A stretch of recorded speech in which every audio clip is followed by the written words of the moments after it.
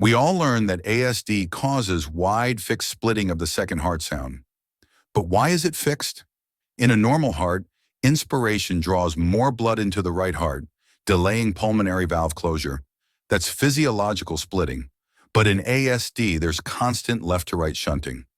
During inspiration, even though systemic venous return increases, that added flow simply reduces the shunt temporarily.